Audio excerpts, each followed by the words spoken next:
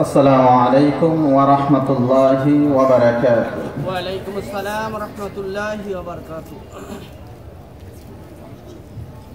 अल्हम्दुलिल्लाहि वलिय्यिहि वस्सलातु अला नबिय्यिहि व अला आलिहि व अस्हाबिहि अल-मुतअद्दिबीन बि आदाबिहि अम्मा बअद। फ़अऊज़ु बिल्लाहि मिनश शैतानिर रजीम। बिस्मिल्लाहिर रहमानिर रहीम। फलम्मा नसू मा ज़ुक्किरू बिही फ़तहना अलैहिम अबवाब कुल्लि शै हत्ता इज़ा फ़रिहू बिमा ऊतू अख़ज़नाहुम बग़ततन फ़इज़ा हुम मुब्लिसून। अन अब्दुल्लाह इब्न अम्र रज़ियल्लाहु तआला अन्हु क़ाल क़ाल रसूलुल्लाह सल्लल्लाहु अलैहि वसल्लम बुनियल इस्लामु अला खम्सिन शहादतु अल्ला इलाहा इल्लल्लाह व अन्ना मुहम्मदन अब्दुहु व रसूलुहु व इक़ामिस सलाह व ईताइज़ ज़काह व सौम रमज़ान व हज्जिल बैत मन इस्तताअ इलैहि सबीला औ कमा क़ाल अलैहि स्सलातु वस्सलाम। सकले मोहब्बतेर साथे दुरूद शरीफ पढ़ी। अल्लाहुम्मा सल्लि अला मुहम्मद व अला आलि मुहम्मद कमा सल्लैता अला इब्राहीम व अला आलि इब्राहीम इन्नका हमीदुम मजीद। अल्लाहुम्मा बारिक अला मुहम्मद व अला आलि मुहम्मद कमा बारकता अला इब्राहीम व अला आलि इब्राहीम इन्नका हमीदुम मजीद।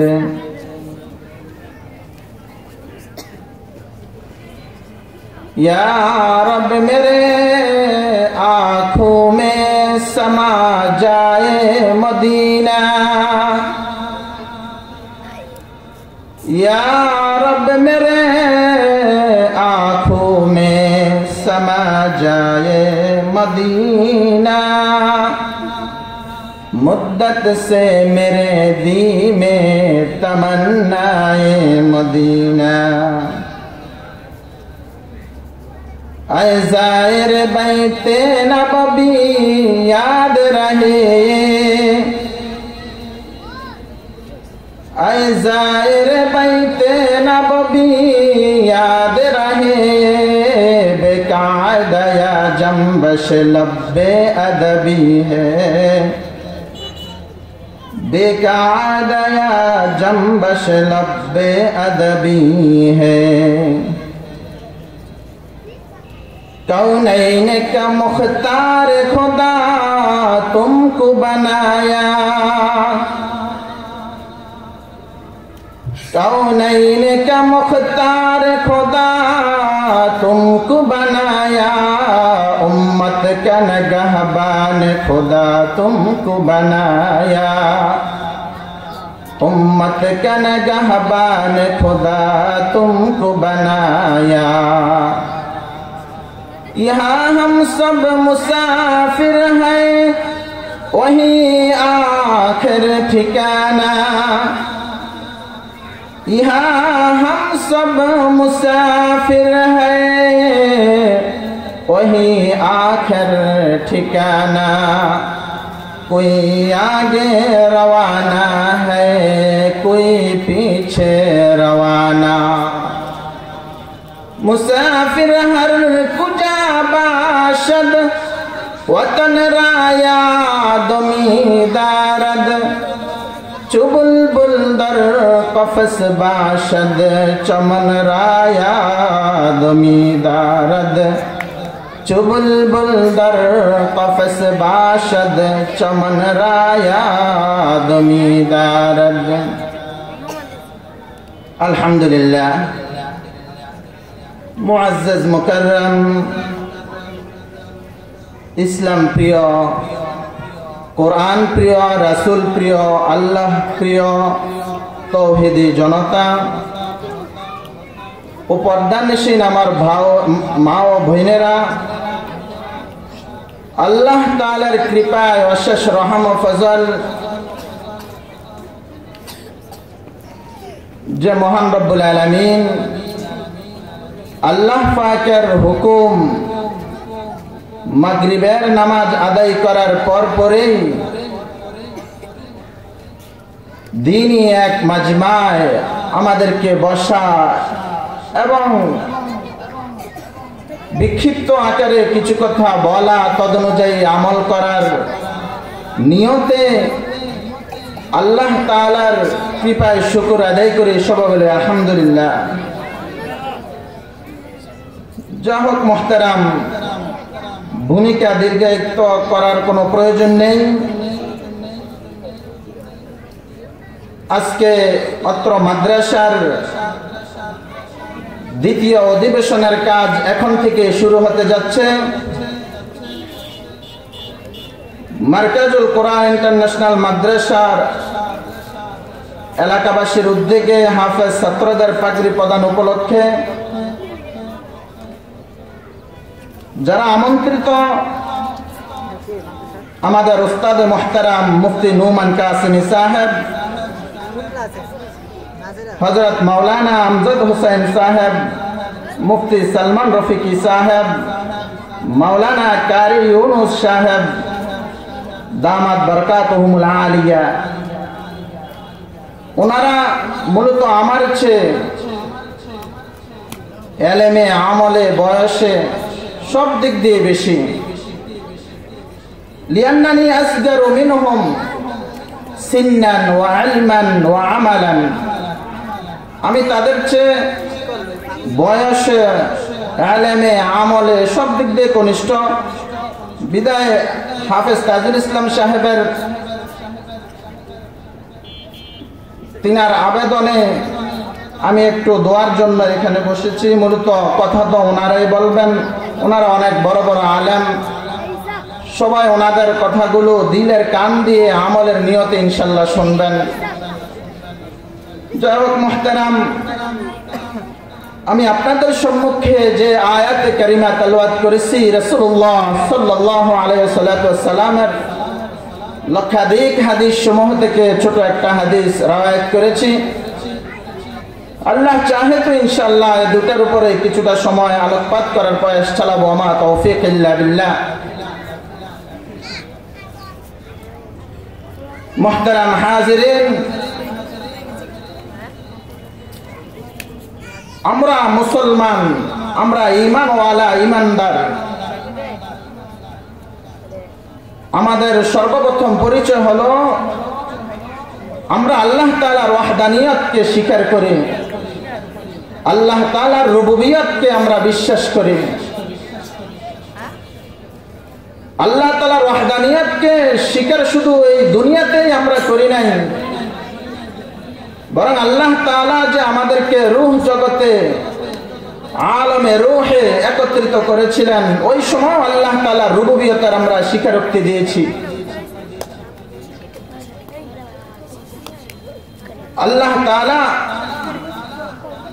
গোটা পৃথিবীর কিয়ামত পর্যন্ত যত মানব আসবে, যত ধর্মাবলম্বী হোক না কেন, সকলকে আল্লাহ তাআলা একত্রিত করে তিনি নিজেই বলেছেন, আলাস্তু বিরব্বিকুম, আমি কি তোমাদের প্রভু নয়? আমি কি তোমাদের পালনেওয়ালা নয়? তো সমস্ত মানবকুল ঐক্য সুরে এক কণ্ঠে বলতে লাগলেন, বলা হায় আল্লাহ, কেন নয়, অবশ্যই আপনি আমাদের প্রভু, অবশ্যই আপনি আমাদের রব। তো আমরা এই আল্লাহকে রব বলে স্বীকারোক্তি শুধু দুনিয়াতে দেই নাই, বরং আলমে আরওয়াহ রূহ জগতে আল্লাহ তাআলাকে রব বলে স্বীকারোক্তি দিয়ে এসেছে। অথচ দুনিয়াতে আসার পরেই আল্লাহ তাআলা যে আমাদের রব, এই রব আমাদের কাছ থেকে কি চান, এই রব আমাদের দৈনন্দিন জীবনে আমাদের কাছ থেকে কি পাওনা তিনি, এগুলো আমরা মানবকুল ভুলে গেছি। এজন্য উলামায়ে কেরাম আলাস্তু বিরব্বিকুম ক্বালু বালা, আলাস্তু বিরব্বিকুম, আমি কি তোমাদের প্রভু নয়? এই রব, এই শব্দের ব্যাখ্যা উলামায়ে কেরাম ৬টি ব্যাখ্যা নিয়ে আসছেন। এর মধ্যে প্রথমত হলো আল্লাহ তাআলা রূহ জগতে জিজ্ঞাসা করছেন, আমি কি তোমাদের ব্যক্তিগত জীবনের রব নয়? তখন আমরা সকলে উচ্চ স্বরে বলেছিলাম ক্বালু বালা, হ্যাঁ অবশ্যই। দ্বিতীয়ত ব্যাখ্যা, সমস্ত মানবকুল বলছিলেন আপনি আমাদের রব। আল্লাহ তাআলা বলছেন, আমি কি তোমাদের পারিবারিক জীবনের রব নয়? তো আমরা বলছিলাম হ্যাঁ অবশ্যই আপনি আমাদের পারিবারিক জীবনের রব। তৃতীয়ত আল্লাহ তাআলা বললেন, আমি কি তোমাদের সামাজিক জীবনের রব নয়? তো আমরা বললাম হ্যাঁ আল্লাহ অবশ্যই, তো আপনি আমাদের সামাজিক জীবনের রব। আল্লাহ তাআলা আবার বললেন, আমি কি তোমাদের রাষ্ট্রীয় জীবনের রব নয়? তো আল্লাহ তাআলা আমরা বললাম হ্যাঁ অবশ্যই আল্লাহ আপনি আমাদের রাষ্ট্রীয় জীবনের রব। আল্লাহ তাআলা বললেন, আমি কি তোমাদের আন্তর্জাতিক জীবনের রব নয়? তো আমরা মানবকুল বললাম, কেন নয় আল্লাহ, আপনি তো আমাদের আন্তর্জাতিক জীবনের রব। আল্লাহ তাআলা বললেন, আমি কি তোমাদের অর্থনৈতিক রব নয়? আমি কি তোমাদের অর্থনৈতিক জীবনের রব নয়? তো আমরা সমস্ত মানবকুল বললাম হ্যাঁ আল্লাহ অবশ্যই আপনি আমাদের অর্থনৈতিক জীবনের রব। তো আল্লাহ তাআলা দুনিয়াতে যখন আমাদেরকে প্রেরণ করলেন, দুনিয়াতে আসার পরে এই রবকে যা কিছুতে আমরা স্বীকারোক্তি দিয়েছিলাম সব কিছু ভুলে গিয়েছি, ঠিক কিনা বলেন? আল্লাহ তাআলাকে তো আমরা আলামে আরওয়াহের মধ্যে ব্যক্তিগত জীবনের রব বলে গিয়েছিলাম। তো আল্লাহ বলবেন, দুনিয়াতে যখন আমি ব্যক্তিগত জীবনে আল্লাহ তাআলার হুকুম মানি নাই, তো আল্লাহ বলবেন তুমি আমাকে যে স্বীকারোক্তি দিয়েছিলা এই স্বীকারোক্তিটা একেবারে ডাহা মিথ্যা। তুমি তো ব্যক্তিগত জীবনে স্বীকারোক্তি দিয়েছ, তুমি তো ঠিকমতো আমার ইবাদত বন্দেগী করো নাই, তুমি তো ঠিকমতো আমার ওয়াহদানিয়তকে স্বীকার করো নাই। তারপরে পারিবারিক জীবনে আমরা স্বীকারোক্তি দিয়েছিলাম আল্লাহ অবশ্যই আপনি আমার পারিবারিক জীবনের রব। পারিবারিক জীবনে যদি রব হয়ে থাকি, তাহলে কেন পরিবারের লোকদেরকে আমি আল্লাহ তাআলার হুকুমের উপর উঠাই না? আমার মেয়েগুলোকে, আমার স্ত্রীগুলোকে কেন আমি পর্দায় রাখতেছি না? তো আল্লাহ বলবেন এই ক্ষেত্রে তুমি ডাহা একটা মিথ্যা বলেছ। এভাবে আল্লাহ তাআলা বলতে থাকবেন, আমি কি তোমাদের রাষ্ট্রীয়ভাবে রব বলে তো তুমি স্বীকারোক্তি দিয়েছিল, কিন্তু আজকে রাষ্ট্রীয়ভাবে আমার অবমাননা করা হয়, আমার ইসলামের অবমাননা করা হয়, আমার নবীর কটূক্তি করা হয়। তো আজকে যদি তোমরা রাষ্ট্রীয়ভাবে আমার রব বলে স্বীকারোক্তি দেয়, সে স্মরণ রাখতা, তাহলে তো অবশ্যই আমার অবমাননা হোক আর আমার রসুলের অবমাননার কটূক্তি হোক, তোমরা আন্দোলনে ঝাঁপিয়ে পড়তা। তো এভাবে আল্লাহ তাআলা বলেন, আমি কি তোমাদের অর্থনৈতিক রব নয়? তো আমরা ওই জগতে স্বীকারোক্তি দিয়ে আসছি, বালাহা আল্লাহ আপনি আমাদের অর্থনৈতিক রব। তো আল্লাহ বলবেন, তাহলে তোমাদের অর্থ কেন সুদে লাগাও? কেন তোমরা ঘুষ খাচ্ছ? কেন তোমরা হারাম পন্থায় মাল উপার্জন করছ? যদি তোমরা আমাকে অর্থনৈতিকভাবে রব বলে স্বীকারোক্তি দিয়ে থাকো, তাহলে এগুলো বর্জন করে ফেল। তো এইভাবে আল্লাহ তাআলা আমাকে আপনাকে সবাইকে ধরবেন যে এগুলো ডাহা, তোমরা মিথ্যা সাক্ষ্য দিয়েছ। তো এই জন্যে তোমাদের আযাব আর সাজা জাহান্নামের মধ্যেই থাকতে হবে, জাহান্নামে তোমাদের আযাব আর সাজা হবে। তো দুনিয়াতে আল্লাহ তাআলা মানবকুল পাঠাইলেন, তো আল্লাহ রাসূল সাল্লাল্লাহু আলাইহি সাল্লামকেও এই উম্মতের শান্তির দূত হিসেবেও পাঠিয়েছেন। সেটা আল্লাহ তাআলা সূরা জুমার মধ্যে বলেন, হুয়াল্লাযী বা'আসা ফিল উম্মিয়িনা রাসূলাম মিনহুম ইয়াতলু আলাইহিম আয়াতিহি ওয়া ইউযাক্কিহিম ওয়া ইউআল্লিমুহুমুল কিতাবা ওয়াল হিকমাহ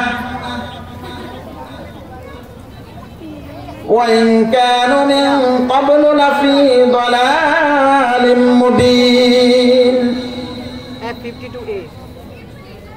আল্লাহ তাআলা আরো জগতে আমাদের কাছ থেকে যখন স্বীকারোক্তি নিলেন, স্বীকারোক্তি নেওয়ার পরে দুনিয়াতে আমাদেরকে পাঠাইলেন।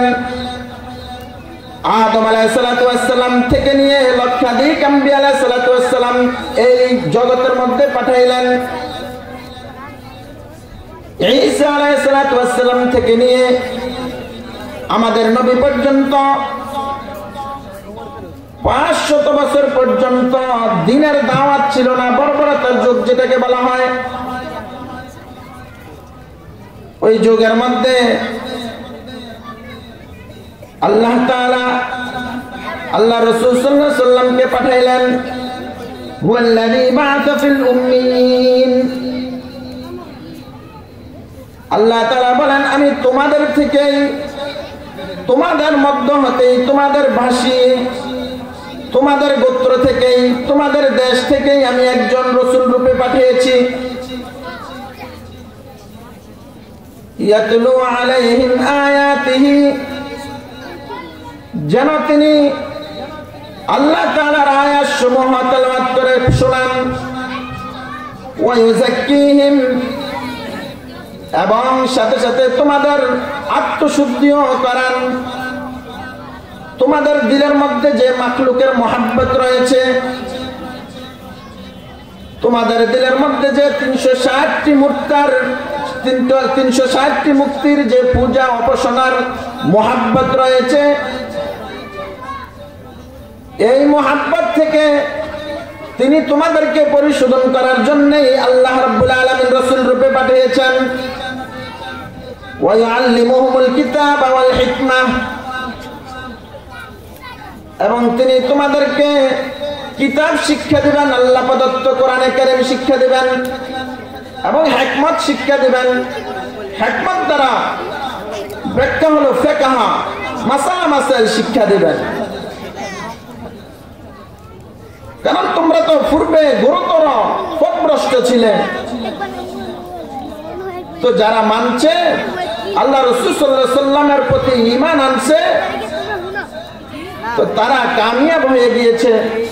আর যারা মানে নাই, আল্লাহ রাসূল সাল্লাল্লাহু আলাইহি সাল্লামের দাওয়াতকে অস্বীকার করেছিল, তো তারা না কামিয়াব আর অপদস্থ আর বিপর্যস্ত হয়ে গিয়েছে। আল্লাহ রাসূল সাল্লাল্লাহু আলাইহি সাল্লামের সর্বপ্রথম যে দাওয়াত ছিল সেটা হলো ঈমান, যে আল্লাহ তাআলার ওয়াহদানিয়তকে তোমরা স্বীকার করো। তো ঈমান জিনিসটা কি ভাই? ঈমান হলো আল্লাহ প্রদত্ত আল্লাহ রাসূল সাল্লাল্লাহু আলাইহি ওয়াসাল্লাম যা কিছু ঘোষণা দিয়েছেন, চাই সেটা বিস্তারিতভাবে হোক অথবা সংক্ষিপ্তভাবে হোক, নির্দ্বিধায় সেটাকে বিশ্বাস করে নেওয়া, মেনে নেওয়ার নামে হলো ঈমান। এজন্য ঈমান হলো তিনটা জিনিসের সমন্বয়: তাসদীক বিল জিনান, ইকরার বিল লিসান, আমাল বিল আরকান। অর্থাৎ অন্তরে সেটাকে বিশ্বাস স্থাপন করা আর জবানে সেটাকে স্বীকারোক্তি দেওয়া। তৃতীয় নাম্বার হলো আমাল বিল আরকান, আমলে প্র্যাকটিসে সেটাকে বাস্তবায়ন করা। এই তিনটা জিনিসের নাম হলো ঈমান। যার ভিতরে তিনটা জিনিস থাকবে সেই হবে মুমিন। সেই হবে কি বলেন? মুমিন। আল্লাহ তাআলাকে বিশ্বাস করতে হবে, আল্লাহর রাসূল সাল্লাল্লাহু আলাইহি ওয়াসাল্লামের রাসালাতকেও নির্দ্বিধায় বিশ্বাস রাখতে হবে, বিশ্বাস করতে হবে। ইকরার বিল লিসান, জবানে সেটাকে স্বীকারোক্তি দিতে হবে। জবানে স্বীকারোক্তি কিভাবে দেওয়া? আল্লাহ রাসূল সাল্লাল্লাহু আলাইহি ওয়াসাল্লাম বলেন, বুনিয়াল ইসলামু আলা খামসিন, শাহাদাতু আল্লা ইলাহা ইল্লাল্লাহ ওয়া আন্না মুহাম্মাদান আবদুহু ওয়া রাসূলুহু। এভাবে স্বীকারোক্তি দেওয়া যে আমি সাক্ষ্য দিচ্ছি আল্লাহ তাআলা ছাড়া আর কোনো মাবুদ নাই, মুহাম্মদ সাল্লাল্লাহু আলাইহি ওয়াসাল্লাম আল্লাহ তাআলার বান্দা এবং রাসূল। তাহলে তুমি একজন মুমিন হইতে পারলা, একজন ঈমানদার হইতে পারলা।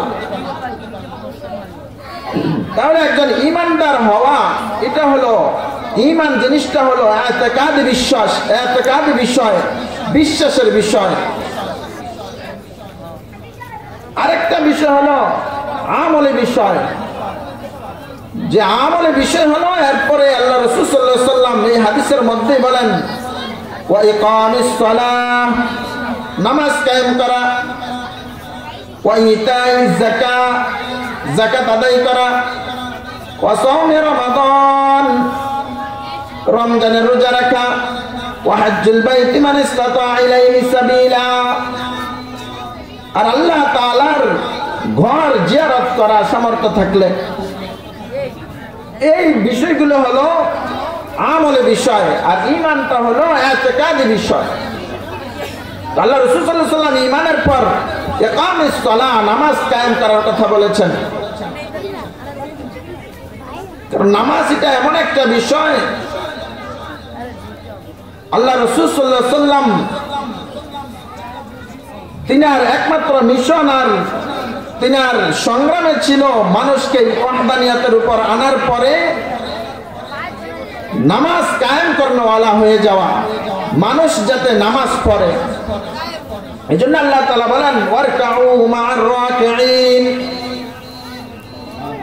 তোমরা নামাজ কায়েম করো, রুকুকারীদের সাথে রুকু করো। তো এই নামাজ এত গুরুত্বপূর্ণ, এই নামাজের মাধ্যমে আমার আপনার সমস্ত প্রয়োজনীয় জিনিস আল্লাহ তাআলার পক্ষ থেকে হাসিল করা সম্ভব।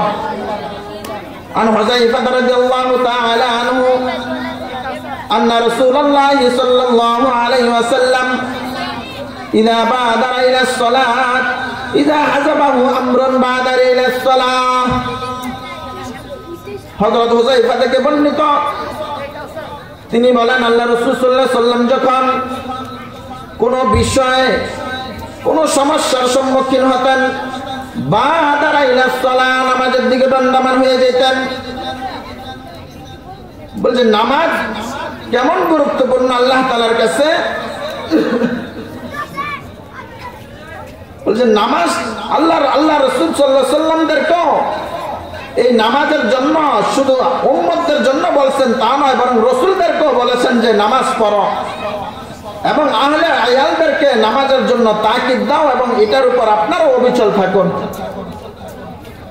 তাহলে কি হবে? লা নাসআলুকা রিজকা নাহনু নারযুকুকা ওয়াল আকিবাতু লিত্তাকওয়া, আমি আপনাদের রিজিক দিয়ে দেব, আমি আপনাকে রিজিকে ভরপুর করে দিব, আমাকে কোনো কিছু দিতে হবে না। তো এই নামাজের ভিতরে দেখেন আল্লাহ তাআলাকে রব বলে, আমরা অনেকবারই আল্লাহকে রব বলে স্বীকারোক্তি দিচ্ছি।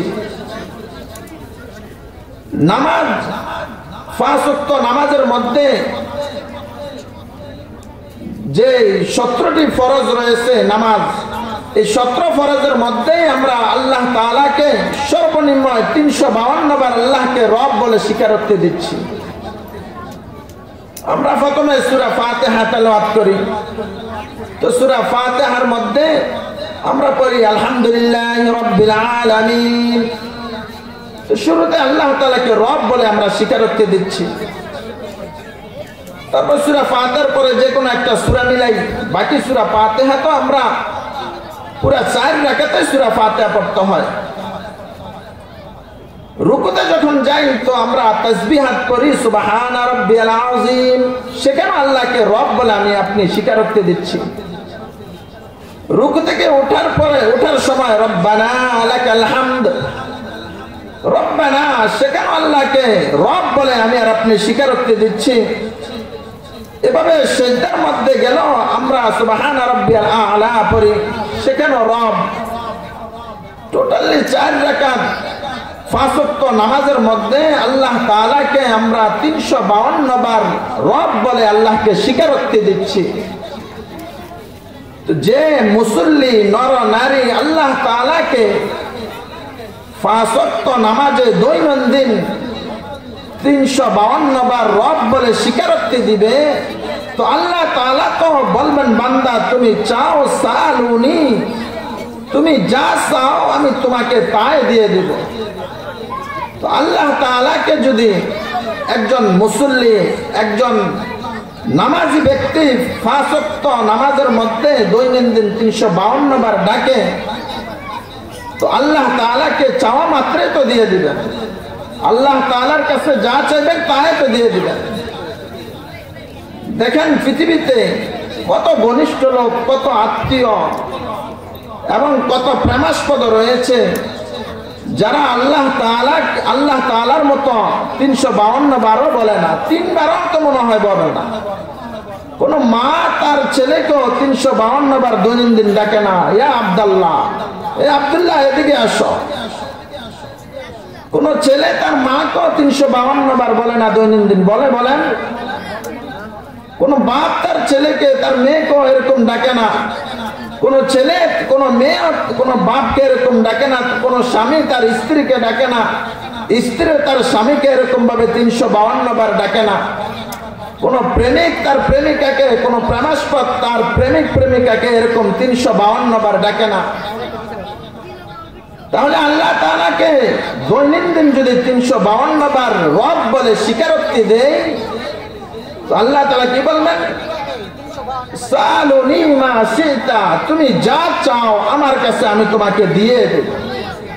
আল্লাহু আকবার। এজন্য নামাজ পড়তে রাজি আছেন তো ইনশাআল্লাহ ভাই? ঘরের মধ্যে নামাজের ফেজা কায়েম করব তো ইনশাআল্লাহ।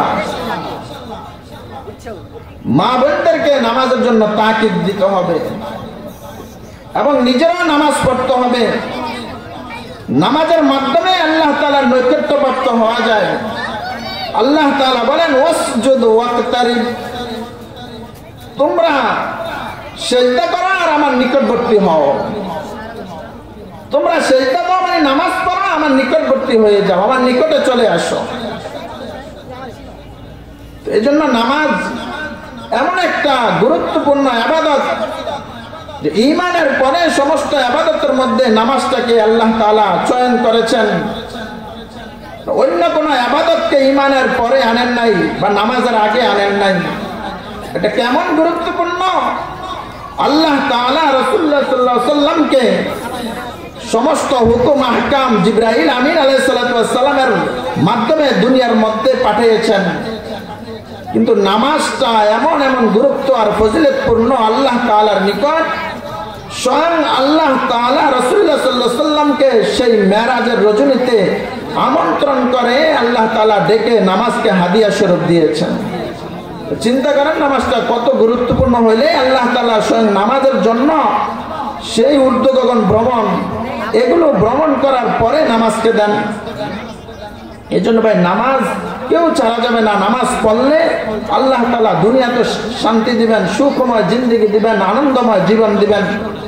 আর যদি নামাজ তরক করে দেওয়া হয়, নামাজকে ছেড়ে দেওয়া হয়, তো আল্লাহ তাআলার ধমকি এবং জজর রয়েছে।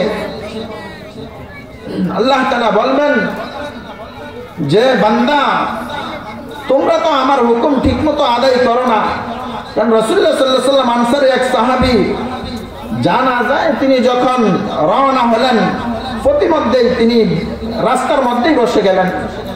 ফি ইয়াদিহি উদুন আন কুতুবিহি ফিল আরদি, রাসূলুল্লাহ সাল্লাল্লাহু আলাইহি ওয়াসাল্লামের হাতে একটা লাঠি ছিল, আঁকাআঁকি করতেছে। সাহাবায়ে কেরামও বসে গেলেন। কান্না আলা রুসিনা তাইর, সাহাবায়ে কেরাম বলেন আমাদের মাথায় যদি পাখি বসতো তাহলে আমরা টেরে পাইতাম না আল্লাহ রাসূল সাল্লাল্লাহু আলাইহি ওয়াসাল্লামের দিকে এত আমরা মনোনিবেশ হয়ে বসে আছি। আল্লাহ রাসূল সাল্লাল্লাহু আলাইহি ওয়াসাল্লাম বললেন ইস্তাইযু মিন আযাবিল কবর মাররাতান আও সালাসান। আল্লাহ রাসূল সাল্লাল্লাহু আলাইহি ওয়াসাল্লাম বললেন ও আমার সাহাবায়ে কেরাম তোমরা এই কবর যে দেখতেছো এই কবর থেকে তোমরা আল্লাহ তাআলার কাছে আশ্রয় চাও, পানা চাও। কেন জানো? কারণ ইযা কানা আল আবদুল মুমিন ফি ইনকিতাই মিনাদ দুনিয়া ওয়া ইকবাল আল আখিরাহ, মুমিন বান্দা যখন